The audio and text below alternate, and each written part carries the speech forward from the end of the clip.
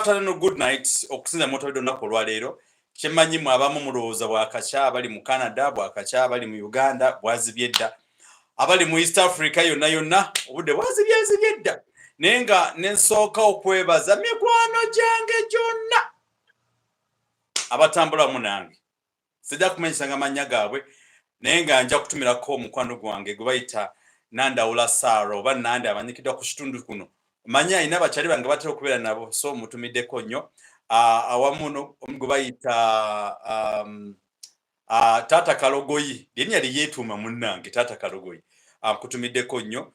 Awamu ne Uncle Eric na kutumiddeko nnyo. Awamu ne ka blood wakabi gwe bayita Kabuye Boston kutumiddeko nnyo. Thank you very much for being part of my life, part of my programs, part of me. I totally appreciate. Not everybody will appreciate, but gwe oli wanjawulo nnyo kyali wange mbeera mu ngeri enjawulo n'abasigadde mwenna mu nsi muno. Neneebaza omukulembeze w'eggwanga atali mu ntebe naye nga gwe baalonda Robert Ssentamu Kyagulanyi bwe bali kutambula naffe bali kulungamya ensonga ez'akabi ez'enjawulo mu nsi Uganda. Namwena abatambula nange I totally appreciate and respect Katonda abampeere omukisa. Atukomyewo ne program olunaku lwaleero n'omukyala ayitibwa Natoolo Lydia. Yes. Ku program ey'olwaleero eri The Power of One Voice. Oba amaanyi goyo kinnoomu ataddeko embeera mu nsi oba mu kitundu. Mbebaza nnyo mwebala okubeera part of us. What you have to do for us, share the information, etambule etuke kwabo bebayi abalina obbiwulira. Nenga ntutwebuuza ffe baani abakyali abalamu mu kaseera kano. Ne mbebaza last week's show mwebale kumwagala omukyalo guno mwebale kutambula naye mwebale n'okutulungamya wetwa tuyisiza obubi mutusonyiwe. Betukosezza mutusonyiwe. Nebo tubocha tukukoseza mu butuufu totusonyiwa gwe weetereze. And thereafter, for that reason, allow me to welcome her on our today's edition, or today's episode.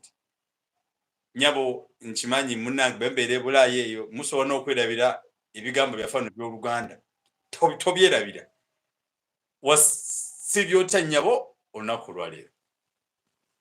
Webale nnyo Dr. Ahebwa. Erinnya lyange erinnya n'eddoboozi Lydia Natoolo.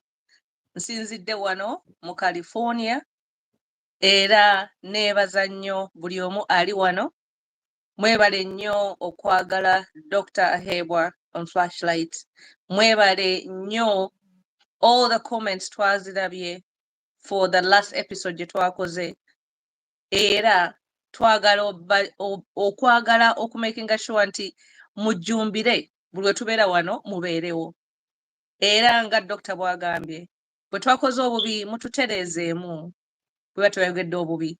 Naye nga ndowooza nti byonna bye twogera bitukakatako ffe ng'abantu nga bannayuganda as human beings. Ebintu ffe bye tulaba nga tuli eno bitulumya emitima. Era kyekyo lwaki tujja wano ne tubyogerako oba ne tufuna what is called a civil discourse. Tetugenda kulwana, tetugenda kwekuba miggo, tetugenda kwekuba bikonde, naye tugenda kukozesa eddoboozi lyaffe, which is what is called the power of one to affect change.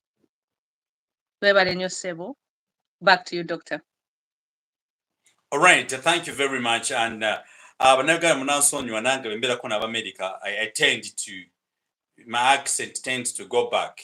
By the way, for information, I'm among the former students of Boston University as well. Amazing, yes. Yeah. But it's unfortunate. I'm true African. Njagala nnyo okuba n'ewaffe. Very soon. Nkomawo. Okomawo anytime. Anytime soon.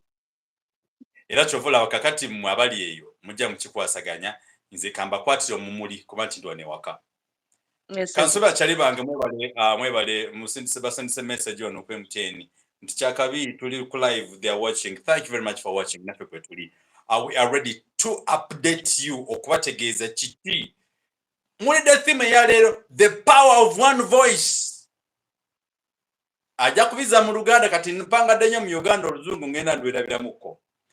Kitegeeza ki the power of one voice. Olunaku olwaleero kye tuliko tulabe kiki kye kitegeeza. Naye nga kyemulina okuba nti n'omukyalo ono ebyafaayo bye ebitonotono ye yasooka of recent yasooka okubeera guild president omuddugavu mu university ya California omubwati.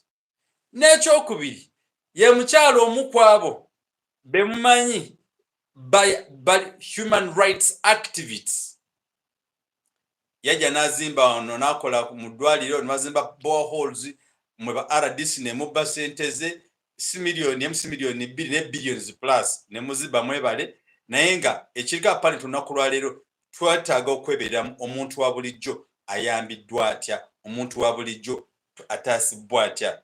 Kwa hiyo the next episode egenda kwera ku boy child education vis-a-vis girl child education. Mutulindi, that will be next week. But for today's show, we are looking at the power of one voice. Kitegeeza ki? Hand over the mic to you to tandikira. We have our only 45 minutes on the road. Good afternoon. Thank you so much. Webale nnyo Dr. Ahewa. Njagala abantu bonna batulaba to share and share and share. Kubanga at the end of the day, it's important. Abantu baffe okubeera wano naffe. Nange mbalaba, we have 19 viewers. We have 6 likes. It's not about the likes. It's not about the viewers. Nze mmanyi, that's why I said the power of one. Neobanga tuvudde wano watulina abantu 13 abaliwo right now. That's enough. Kubanga abo 13 bajja genda babuulire 13 abalala. It's like that vital, like literally, ekigambo ekigenda mu maaso nga kyeyongerayo. So the power of one, why I came up with that title, tulabye in the history, era kyova olaba in the last segment, nayogera in a sense that why don't we learn from history? What is about us human beings? By the way, I'm sorry for interruption. I want Olomchalo Gwaita Masha. She's based in German. You're gonna have a show with her. She's okay. She's that. We'll discuss with her. I will send you her number. Mogeremuko Masha. She's awesome. Can't come here. So Masha, thank you very much for joining me. That's amazing. Thank you so much, Michelle. I appreciate that. And I'm so honored actually to be that voice, to be the power of one. And for me, it's not about me, but it's about how we can affect change if only I can stand as one. Kwanga tomanya, oyinza okwera mu nnyumba nga mulimu abantu 5. Naye nga buli omu akutunuulira n'agamba naye bino biki by'oliko tebigenda kukola biveemu, you know. I've actually gone through that. Naye n'olaba bw'olemerako ng'omukulembeze waffe president waffe bw'atugamba bw'olemerako otuuka w'oyagala okutuuka. Okay, so the power of one, for me, the next statement, to affect change. How can we affect change? Abantu abasinga tutya okubeera ffeka. Kubanga you think you need 10 people around you, you need a village around you, you need the entire nation around you. That's not how the world works. That's not how actually things happen. Obeera wekka n'obeera n'ekirooto. For me, some of the powerful women is Rosa Parks. Eyagamba wano in the United States, temugenda tujoga nti abaddugavu bagenda kutuula at the back of the bus. Abeeru batuule at the front. That's the time when racism was at the height. ye n'atuula mu maaso n'agakaloba munzite. I look at Nelson Mandela, our father, African father. I call him our African father. He said enough is enough. Kati fe, the indigenous people of South Africa, mutugane to live as a people and treat us as little kids. Mwe abakuru to take over our property and everything we own. Nagano, enough is enough. I look at Martin Luther King, who said, I dream of a day where my children, black kids, would hold hands with white kids. Omwana omuddugavu akwate omukono gw'omwana omweru batambule in peace. That's the power. That was his dream. That was his dream. Kati najja mu nsi eno, that dream is true and alive. Now we go back to our country. Sijja kwogera nnyo. The power of one. Our only president, Kyagulanyi, woke up one day. He had no idea. I listened to him. I watched him. He said, if I can stand alone, it's okay. But Tulaba, the transformation of this one person who has stood and how now he has inspired a group of many. I will comment back to you. That's the power of one.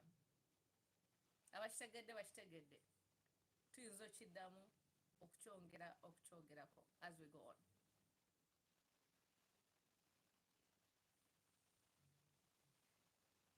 Oh yeah, the sound is quite a little bit low. I don't know why. What on my side, so you can. I'll try to block them off, but yeah. You know, you should have put in a code, but it's okay. It's very okay. Okay. Nga tugenda maaso, when you're talking about the power of one voice, nti abatulaba n'abatuliriza njagala tubeereko with this moment, the moment of gwe atulaba n'atuwuliriza kitegeeza ki? Eddoboozi lyoyo kinoomu single handed n'avaayo n'agamba let's do ABCD. Amaanyi g'omuntu oyo before amaanyi g'abantu, because amaanyi g'omuntu comes in after oli ng'aleese ekirowoozo abasigadde ne tulippira. It's gwe musomo ogw'olunaku olwaleero. What does it mean? How can we embrace that? So, Lydia, what does it exactly mean when you talk about the power of one voice? What does it mean? Thank you so much, Doctor. Njagala tukitwale level by level. And some people, abantu abamu, ngenda kumixinga Oluganda n'Oluzungu, if that's okay. Very okay. Because now you said you have like, there are people watching all over the world, and abasinga si bana Uganda, so Oluganda bayinza okuba tebalutegeera. But what I mean by that, the power of one, tugenda kutandika on an individual level, nga ggwe omuntu. Individual level, nga ggwe omuntu. Then we're going to go in a family level, which is a cluster of your homestead, awaka. Ovudde ku nga ggwe, then awaka. Then tuvaawo, tugende to community level, which is our village, which is our community, gye tubeera, you know, ku kyalo.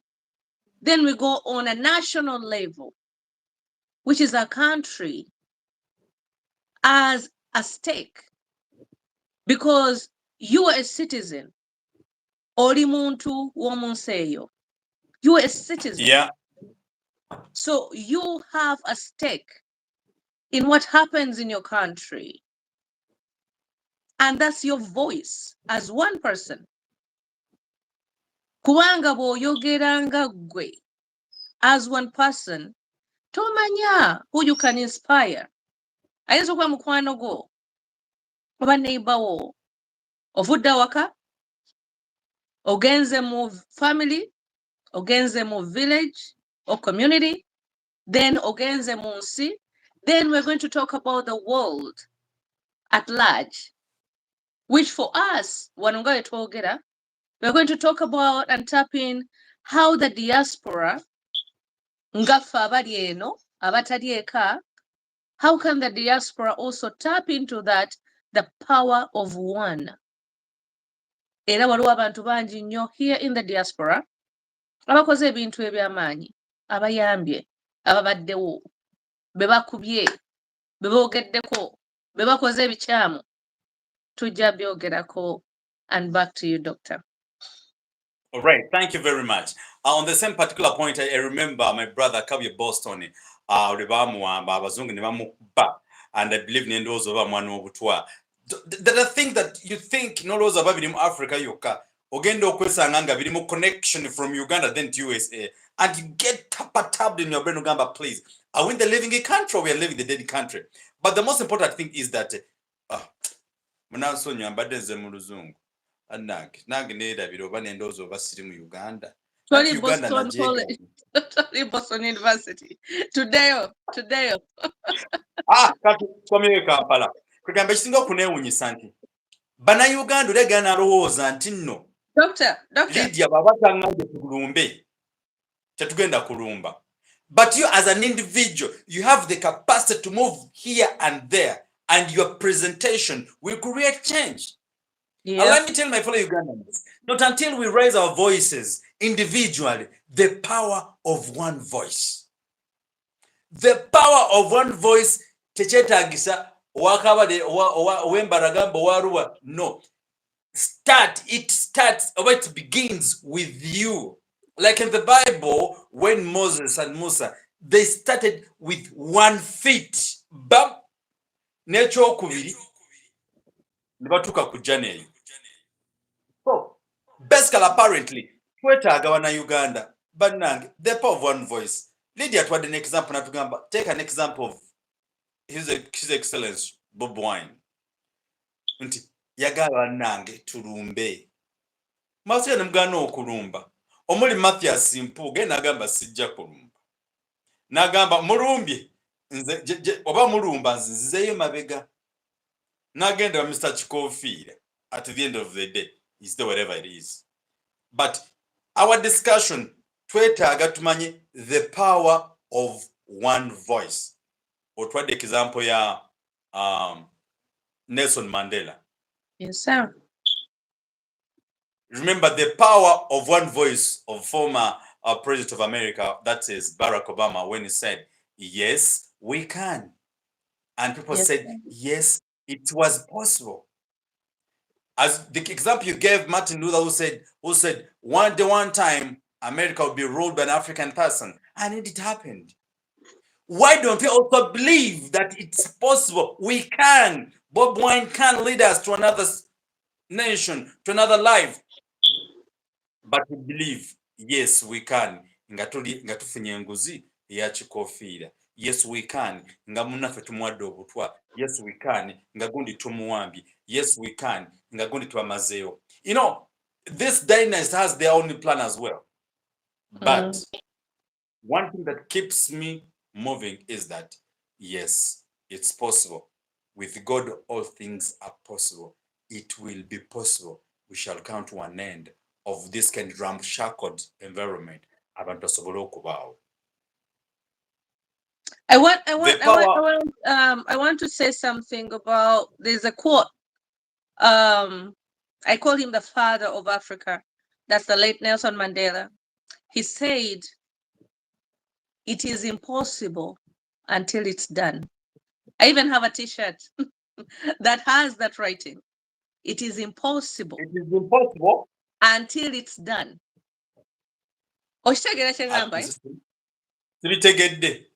It is impossible until it's done. kubanga ffenna tulowooza tekisoboka paka ate nga kisobose. Obeeraawo n'otya n'ogamba tumuggyako tutya, guno omulimu ngenda gufuna eno business ngenda gitandika ntya. Kati obeeraawo ng'oli I think it's the power of fear. Kino tekisoboka naye n'olemerako until it's done n'ogamba oh wow, actually it is possible. Naye for him, in one of those days nga yakava mu komera 27 years in jail, you know, he wanted to encourage. Imagine okusiba for 27 years. Nenovayo, and you are the voice, the one voice that changed, eradicated apartheid in South Africa. The one voice. And he said it's impossible until it's done. And I'm sure the impossibility was when he was in jail. Imagine 27 years of your life. Do you remember the writer who said, I will not fear, fear will fear itself. Oh, ya chankalanya fear. You take a fear to bed. Eh? But no, go ahead, doctor. Go ahead.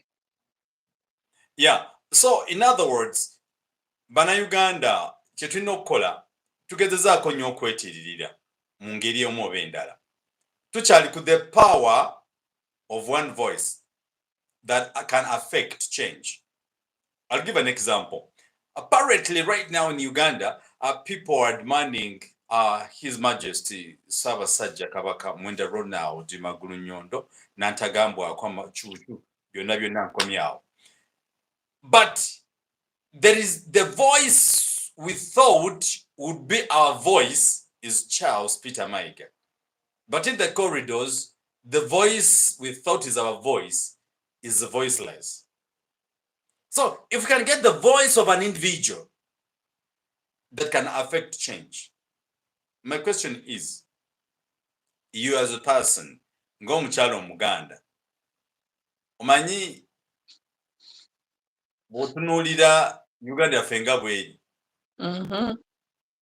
tubadde tulowooza Her Majesty Nnaabagereka voice yemu bw'eti, singa yima n'atugamba bannange Uganda, let's rise, nange omutanda munoonyeza mbuze, let's join our hands, ajja kulabika. But they're all silent. You get my point? What is in your mind? What do you think about that? The power of one voice. If she speaks, how will that voice affect the change as a person? Nga omwana wa Buganda eyeddira entakabiro ngali, I want to be very sensitive about this.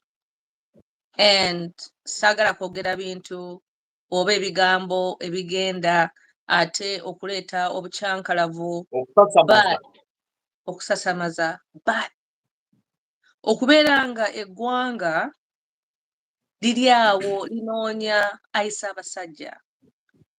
Ssaabasajja Musota akulira ffenna before everybody else. Simanyi oba abantu bakitegeera kino. Ayi Ssaabasajja ffenna ye mukulembeze waffe. Kati abantu bwe babeera awo ne balaba nga waliwo ennyiike, this is the second time around. The next time around, first time bwe baamuleeta, ffenna twalina ennyiike. Ate ne bamuleeta n'ayogera nga mulwadde, twalina ennyiike. Tutegeera nti ayi Ssaabasajja mulwadde. Naye sijja kwogera ku kiki maama waffe kyalina okukola, akimanyi. Naye twagala okulaba kubanga tujja kuleka bali be twateeka mu ntebe to represent us, which is Katikkiro Mayiga. Ndabye he's disposing of. Abantu bamubuuza kabaka waffe aliwa? Ali mu ddwaliro. Kale kabaka mulwadde. Naye, can we get an update? Can we know? Tuyinza okulaba ki ekigenda mu maaso? Kabaka mulwadde aliwa? Abantu baagala okumanya. Kiringa oba taata wange ng'omuntu azze n'amugja mu nnyumba n'amutwala, abaana nga bagamba taata aliwa, mbu temufaayo ajja kukomawo. Kyekiruma abantu baffe. And this is a layman's language. N'ojja taata w'omuntu mu nnyumba n'ogamba temufaayo ajja kukomawo. I'm not disposing or despising emirimu gy'abakulu, but my word is going back to, oba eddoboozi lyange njagala kulaba abakulu b'ennono, abakulu b'ebika, muliwa? Abalabe babasirise, abakulu b'ebika muveeyo, kubanga mmwe kati be tulina abaddirirako awo. Family bwe beesirise, abakulu b'ebika muliwa? Nalabye vidiyo abaana batandise okwekalakaasa. Nalabye vidiyo, simanyi kitundu kye babaddemu. Babadde Fort Potro. There you go. Kati bwolaba community ya Fort Potro evuddeyo enoonya kabaka wa Buganda aliwa. This is the power of one. I'm sure yali omu n'agamba munne n'agamba munne n'agamba munne. It was a cluster. Babadde bangi nnyo nga bala twagala kabaka waffe. Ate bino ebintu bye biruma abantu. Abantu ne batandika okukola ebintu all of a sudden. Abakulembeze ne batandika okuleeta abasirikale ne bakuba abantu, ne bakuba emiggo, ne bakuba amasasi. I want to give you a quote from Martin Luther King, one of course, Gawe Kugambye, my inspiration. He says, injustice anywhere is a threat to justice everywhere. Kati Buganda webe enoonya ekyo kigamba ojja kikyusa boss. Doctor, injustice anywhere is a threat to justice everywhere. The injustice in Buganda Kingdom is a threat to Busoga Kingdom. Kubanga twakafuna bamutaddeko is a threat to the King of Toro, is a threat to all the kings in Uganda. Kati tuba tunoonya musota ayisa abasajja waffe abaddeko magulu nyondo essaawa zino buli omu akaaba the entire Uganda, even us in the diaspora. Nkomyawo sebo. Manye ogenze n'oyogera me as a prince from Bunyoro land. With the same time, you're also asking where is His Majesty of Bunyoro Kingdom, because Empango in the Bunyoro is what we call the coronation of Bunyoro Kingdom that always takes place 11th of June. He last appeared yakomo twakoma okumulaba ng'ennaku z'omwezi sijjukira bulungi, but something like a number of years ago. Bunyoro is bleeding. Buganda now is bleeding. Busoga itself, a lot of catastrophes are there taking place. Owarenzururu, down the road 2 years, he has been in the jail. All regions and its kingdoms are bleeding. The question is, the power of one voice, who should speak and stand for a nation. Because ngago ochogedde omukyalo Muganda nti bikusobeddeko diaspora ebanja nayo Kampala babanja nayo ono isebo ye abalaata bubalaasi n'agamba Ssaabasajja Kabaka tamala galabibwa bw'atyo bwe tunagamba buli muntu amulabe traffic jam yenyonyi ejja kukwata mu bbanga ne weewuunya omuntu kiko ekyo. Naye I predict something very funny. Leave it, like it, hate it. Andrew Cohen, 1950, he was the governor mu Uganda. Bwe bawangusa omutanda Sir Edward, Abaganda bagenda balinnya ennyonyi banoonya ssente zaava mu one by one gwanga mujje ne beekuŋŋaanya ssente ne batambula ne bagenda e London. Batuuka e London mu bigere. It was their first time to board the plane. Bwe baatuuka ne bagamba owaayi tumulabyeko, emitima gy'Abannayuganda ne gikakkana. Apparently ssente ntono nnyo mu bantu abali wano. Babagamba omutanda ali German singa batuuseeyo dde ne bagenda kukubuuza essaawa zino olagawo ogenda kukola ki. What do I mean? On ground, Munnayuganda Omuganda singa anaava mu mbeera, let me tell you that wars ezitasirika. Olutalo lwa culture, olutalo lw'eddiini, ezo teziggwa. I'm trying to help the ruling government. Government eri mu kutufuga essaawa zino. Nammwe minisita w'ennono mu ggwanga ajja atubuulire. If the public is questioning omutanda liriddawa ne musirika, singa kinoomu the power of one voice anaba nagamba neewaddeyo ngenda kwetta singa omutanda tetumulaba munaakola mutya. What do I mean? Bannayuganda muveeyo, si mu bubi, mubanje omutanda. Bunyoro muveeyo, mubanje gafa busa iguru. N'abasigadde mwenna bwe muti. So, bannayuganda tulina okwebereramu. Bannange nno shosi yange ono yanzikiriza njogere nnyo, sitera kwogera nnyo.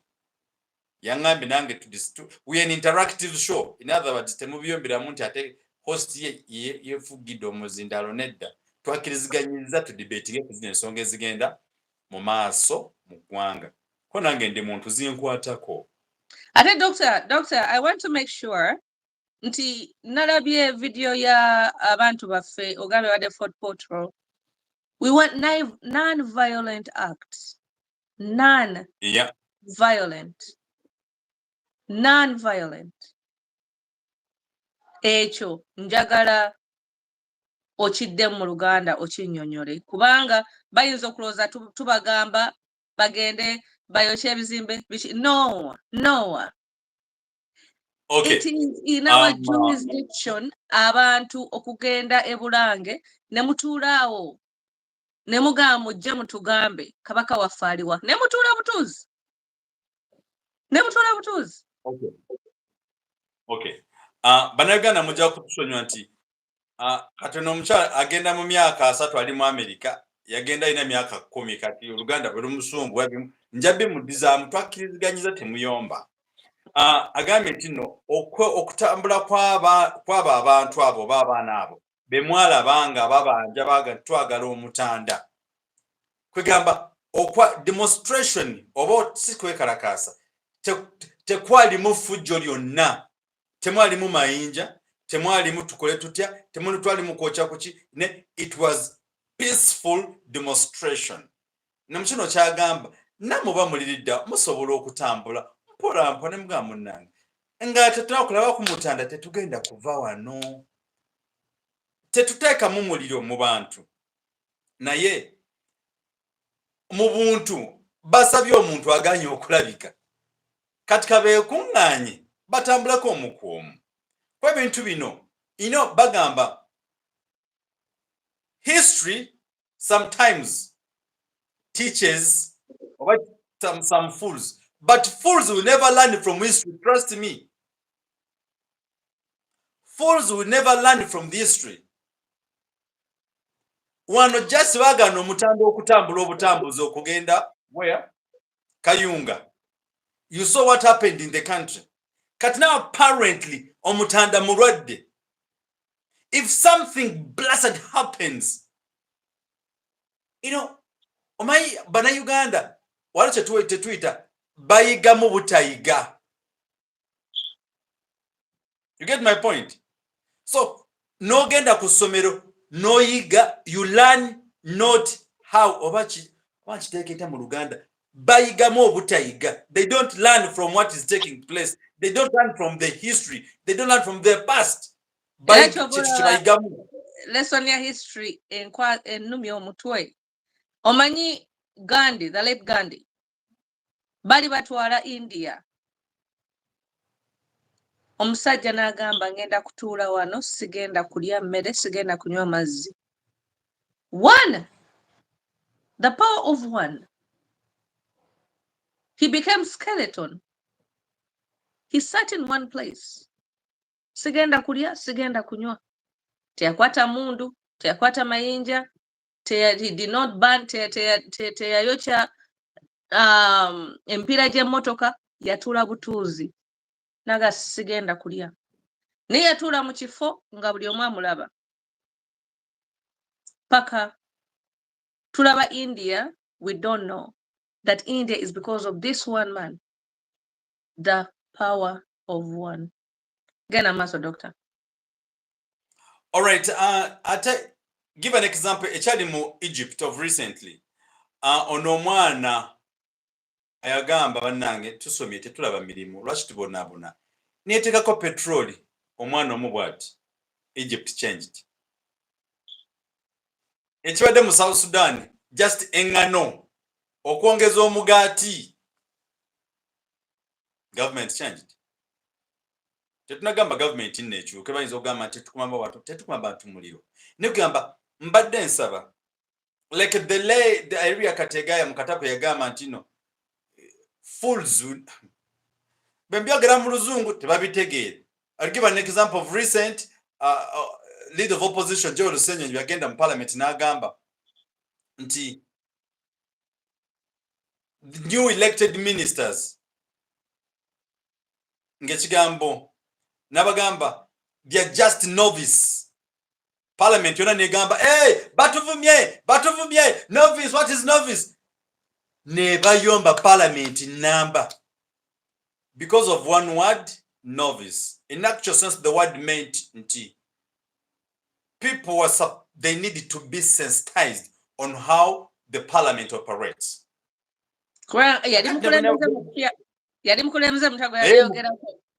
Exactly. Yeah. Kakati nange sawazo bwena if I say nti area Kategaya mukatabo ke yagamba nti it's only fools who never learn from history. Bajaga Martino, you told us we are fools. I've not said that. But what I'm trying to mean is that ebya datukize tugane bana Uganda. Tetuli mu showbiz. I have a lot of things to do better than this. Yes, sir. Tulina kugamba bintu bingi, but we spare some time because feddoboozi ly'abantu abamu. Yes, sir. Tutali to the power of one voice. Naye ke bw'onootsirika Katonda ajja kukubuuza. But the one time I was telling my friends in lectures, ne mbagamba nti you will never realize the important. Musonyiwe, I'm just mba olugero olwo. It is in my book that I wrote. Nabagamba bwe nti you will never realize the importance of your battles not until they are injured. Oli nagamba ulira awemula. No. Let me tell you, the day oli konoobako ne biliyoni ya ssente oli nakugamba oli aze kuzibba nagamba zituulire, you say my bums are paining.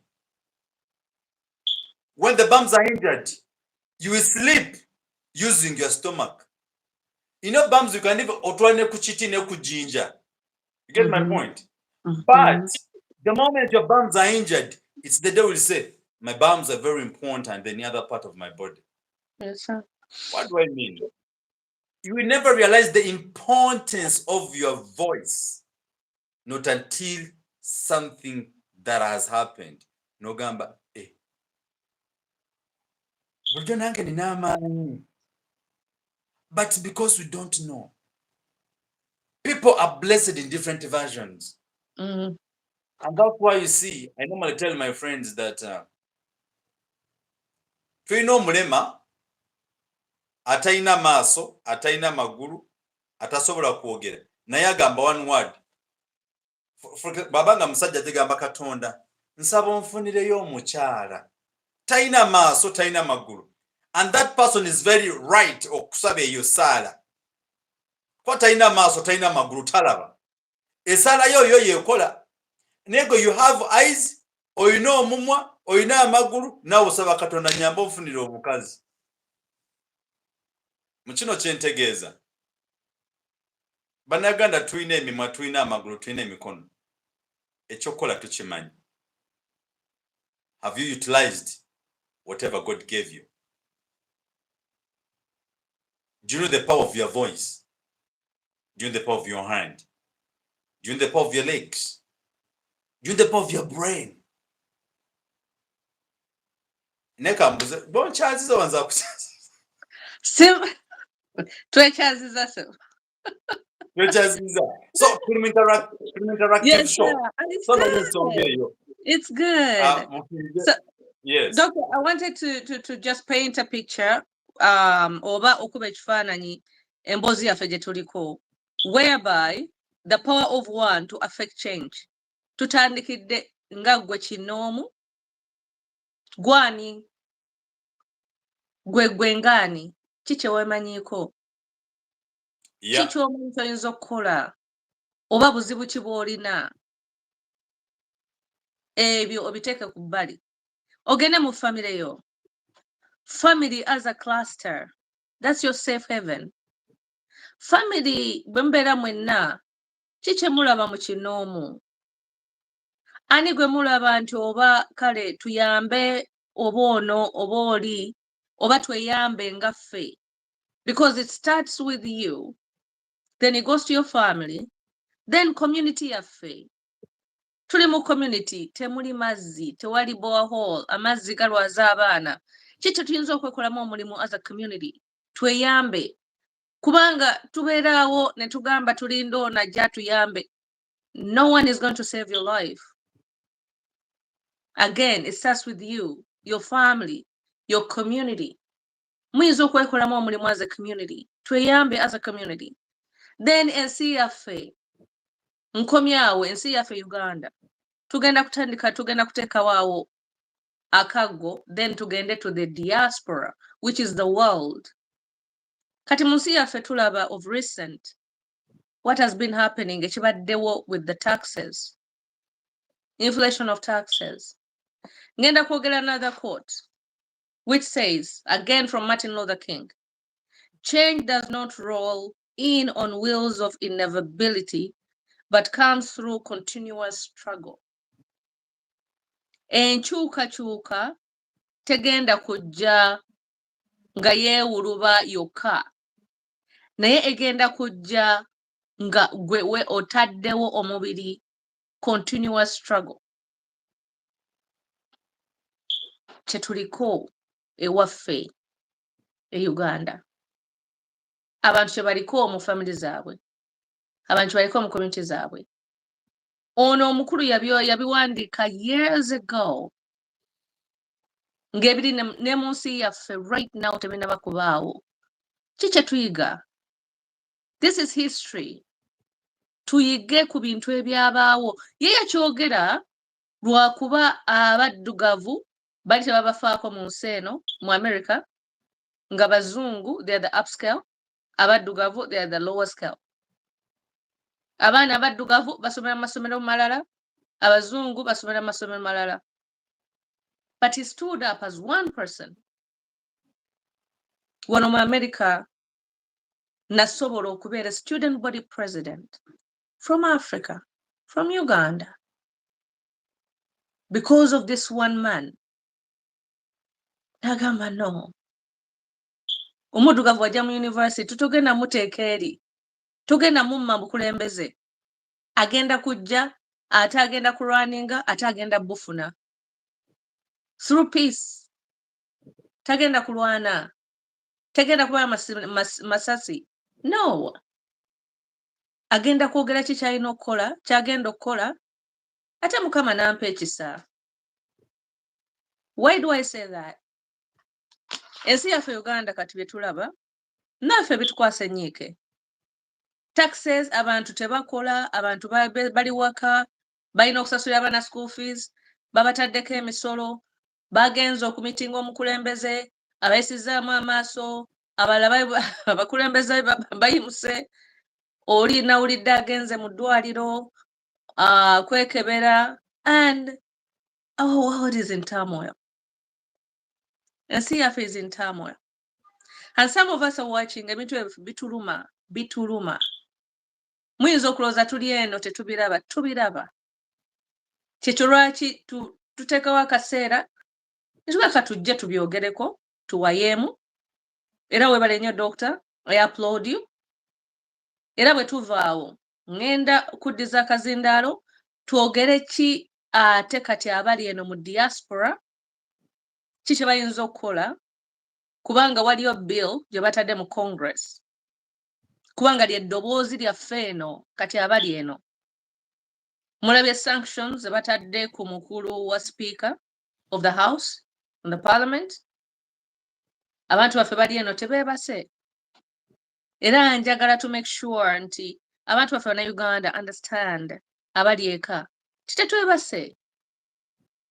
Nze mbagambye natandika 20-something years ago, Joseph Kony, the children in northern Uganda, when natandika to raise my voice.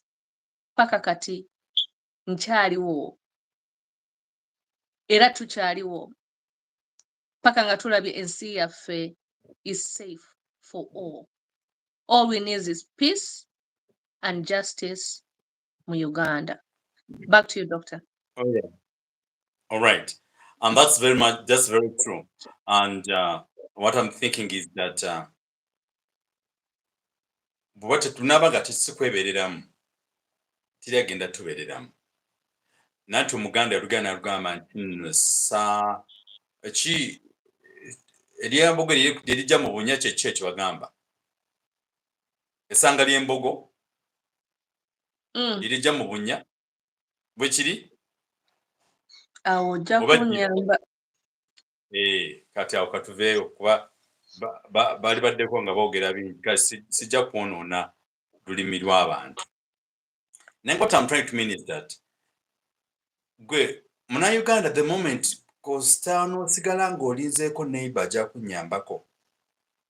I think because today's episode it's too academic. I think, is it Martin Luther or Jeff Kennedy? I think Jeff Kennedy is who said that if you say insi yange tenyambye najja kubuuza gwe wagiyamba ki. Right? What I mean is that bw'ogamba tebanyambye gwe ensi ogiyambye eki. Eddoboozi lyo likoze eki. Do not complain. Gundi tanyambi gw'omuyambye eki. Uganda tenyambi gw'ogiyambye eki. What I mean is that what we have to do, tulina okukozesa amaloboozi gaffe. Ab'omu diaspora, what you can do in most cases, your airtime. Nogamba Roger genda wano kugamba sina mafuta. Nkwada mafuta emitwalo Ugandan money. Reach the other place. Waliwo omuntu ali bw'ati ayagala help. Ojagamba gundi bamukoze bwe please anoonya justice. Noteeka kettofaali. And that's the most important thing. What I mean is that apparently twakakiraba olunaku olwaleero nti mukulu Tibuhaburwa yagamba tetukkirizibwa kumuyita Museveni kankateekeko Sebo Museveni. Nze kitegedde olunaku olwa yesterday bwe yagambye nti Anita Amongi bamunoonyerezeeko. nene nebuuza all along abadde talaba kibigenda mu nsi. The question is, in a simple analysis, singa Museveni, kozi takiza kumita Museveni, sebo Mr. Museveni, singa, I'm using this in a proverb, singa wali, nchogera bwogezi, don't misquote me nchidda mutaddeko disclaimer, temu misquotinga. Singa Museveni abadde akozesa Anita Among as a girlfriend, yono omusajja to the end of the day, Lydia come home, enjoy affairs, you eat, you drink. I'll go, please see you maybe on Sunday next week. My assumption is Museveni a user? Akozesa bukozesi bantu. Tabagadde nga kikyakola oba bebeekozesa ebyabo. Si kumukuba si kumuvuma, ne kati nange neebuuza nti we tutuuse Anita Among babadde bamukozesa. But you can't tell me all those resources nti ziva mu ggwanika ly'eggwanga ng'omukulembeze w'eggwanga nga tamanyi. Of course. It's a political game. We all need to know that. Waliwo wano mukyala Namusoka agambye ky'obadde ogezaako okutegeeza Buganda bussa bwa mbogo bukala kungulu naye munda nga bubisi, which is omuntu ayinza okulaga ekiri kungulu naye nga munda kyanjawulo, totally different. Era ndowooza nti be bakulembeze baffe abasinga bajja mu community ne babawa obululu ne bagaa tugenda bakolera naye nga munda yamanyi bw'atuuka eri amaze okuswearinga in byakola. Omulala agambe free our political prisoners. Yes. Ogwo omulama tukyaguliko. Bring back our people. Yes. Era kyova olaba, I salute with all the honors to our president, the one and only Kyagulanyi, President Kyagulanyi, the president of the people. Njogera with all pride in me. One man stood. Naye olaba, he has affected change from north to south, east and west. And also on the Western world, in the diaspora. Tumulaba abadde Oscars. No Ugandan has been at the Oscars at that level. Yabadde Geneva, ali UK. The show gye yakola mu UK. Teri Munnayuganda yali agikoze. 4,000 people. 4,000 people. Think about it. Abantu 4,000 beyatuuza mu kitiibwa. Kubanga takkirizibwa kuyimba mu nsi ye gye yazaalibwamu. Ng'omuntu, ng'omwana wa Buganda, ng'omwana wa Uganda. Ne mumulemesa okuyimba. Ne muleka abalala. We can talk about that. Ne muleka abalala. Neye ne mugaana. What does that tell? Ne ate agenze across the ocean. 4,000 people. Katonda ono talya nguzi. That's all I can say. Abantu baffe bonna Uganda, let us keep going. Kati, Dr. Esau Ndaba zigenda, if we talk to the diaspora, the power of one. Mu diaspora tuli bangi. I was once the vice president of UNNA, which is Uganda North America Association. Ekibiina ekikuŋŋaanya bannayuganda bonna mu United States ne mu Canada. naye that's just United States and Canada. Wali abantu abali mu United Kingdom, wali abali mu Arab worlds, wali abantu abali awala nnyo.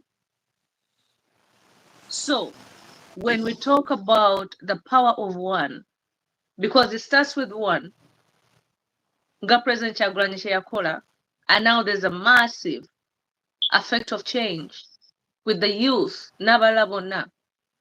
The power of one, Martin Luther King, nti nange Lydia Natoolo nsobola okujja mu America ne ntuula n'omwana omuzungu left and right and center nga tuli mu class yemu.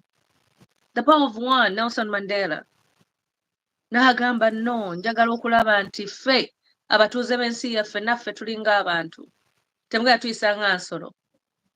The power of one, Rosa Parks, omukyala eyayimira n'agamba temugenda tutuuza mabega lwakuba tuli baddugavu, ngenda kutuula mu maaso. The power of one. Kati waliyo bill in the Congress, and I'm speaking to Ugandans in the diaspora now. There's a bill in the Congress. Omuntu wabeere Uganda kubanga data is expensive. Ne bw'oba olina obusobozi. There's a bill in the Congress affecting Uganda. Y'abantu baffe abateekako who are affiliated. Ate nze, I'm a Christian woman. Naye I'm not here to judge.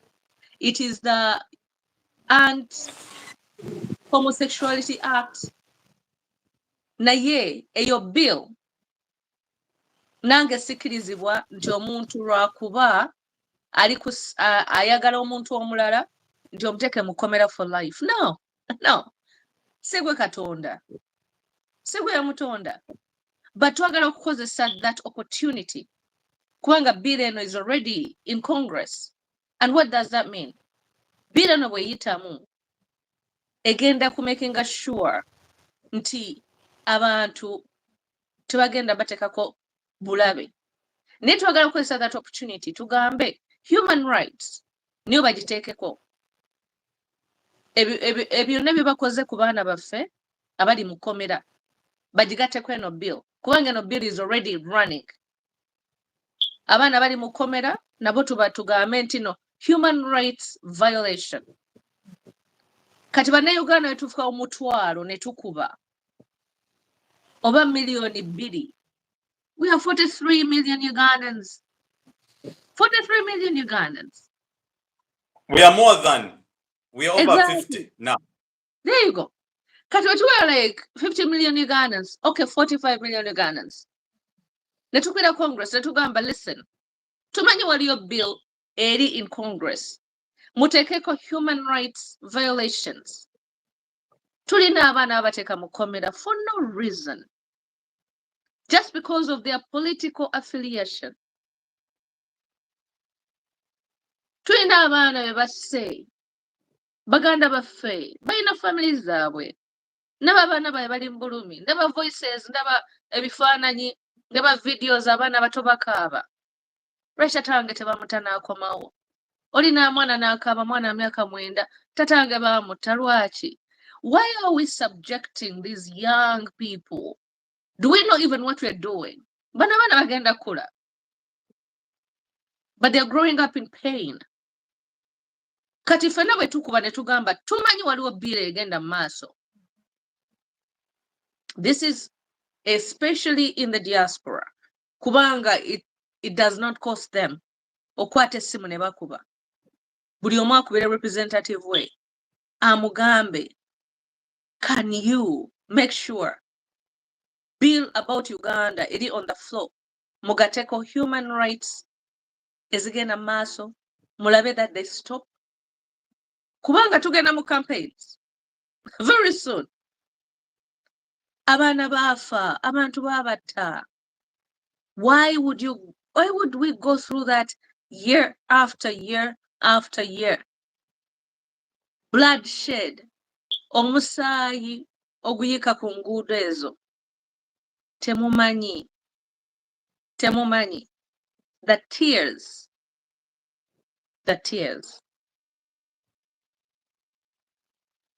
Back to you, Doctor. You know, sometimes omuntu ayinza owulira ebigambo bino aluza tuli mu mboozi tunyumya bunyumi. Naye nga I think it's high time for Uganda and wherever you are. Manya kiki kye tuliko. Kikabya amaziga nti twogera ebintu. Naye singa tuleseewo show how tukukunama, how to be naked. They're probably full of thousands of people, you know. But because ebintu ebibagattako, instead of their business. Naye nga ekisinga okunsanyusa nti omukulembeze of recent yagamba mujja kiwulira. Now it is 1 year ago. Mutandise okukiwulira, abasobozi mwakiwuliddemu, abamaduuka mwakiwuliddemu. Namwe abali mu kukola emirimu kola mujja kiwulira. What you have to do is let's join our hands. There is a writer, Henry Ford, yagamba what? That coming together is the beginning. Yes, sir.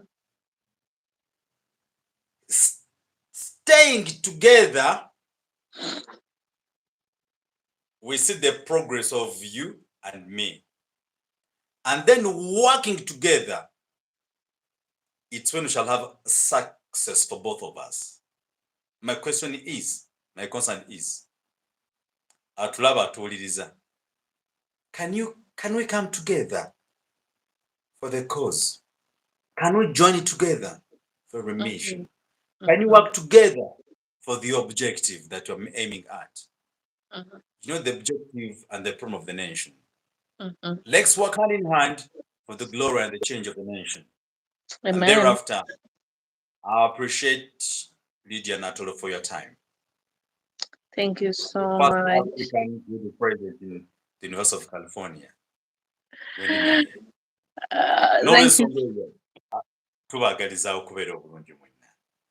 Our next episode will be next week. And this program will be repeated on Wednesday night afternoon. Tubagaliza okwera obulungi mwenna. Katonda w'ekisa n'ettendo abankuumire. Doctor, before you close out, I want to appreciate all the mothers who I know it's Mother's Day tomorrow. And that's why I wear this crown in my neck. This is an African attire. Nagula, nachigulawo mu Uganda we najja okukyala. So happy Mother's Day to all the mothers here. Bamama baffe era mbakwogera ne maama nga sinaba kujja wano. Maama ali awo ekyaddondo n'ansabira n'agamba program ebeere ennungi. So I wish all the mothers besides my mother, Mukama ayongere okubawa obulamu. Naye doctor nga tunabagenda, last time twakuba kayimba ka omukulu King Saha. By the way, I don't know the kind of spirit and power Katonda gy'atadde ku King Saha. Ayina akayimba kalala ke yakubye kubanga twagezezaako to download that clip ne batulemesa, but njagala tugambe we share no copyright to this song. Okuba oluyimba olulala kimala. Abakitegedde bakitegedde. Mukama abankuumire mwenna mbaagala nnyo. I remain Lydia Natoolo. Kuba kimala, then after Ogaliwa Boss. Thank you so much, Doctor. All right, thank you very much. Era oluyimba kimala, editor wano ali mu kunzirusa waliwo program erina okutandika exactly at 11 and it's past 11 already. So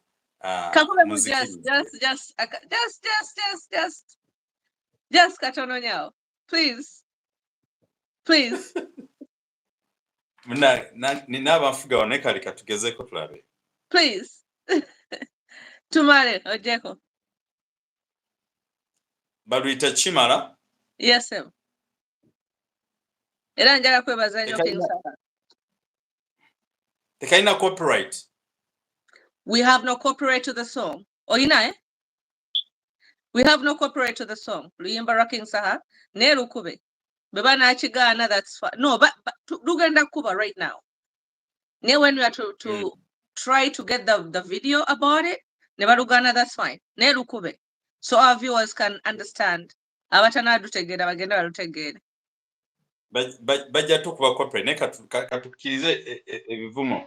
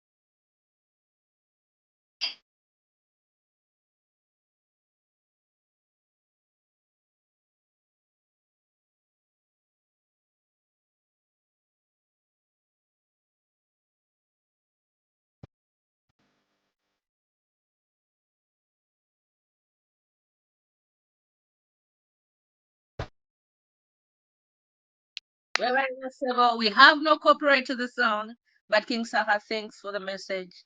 Thank you so much, Doctor, and I appreciate you. Mukama kume sebo. Right, thank you very much. Be sharing the information. You can find more information on www.pluslighttv.com. That's our website.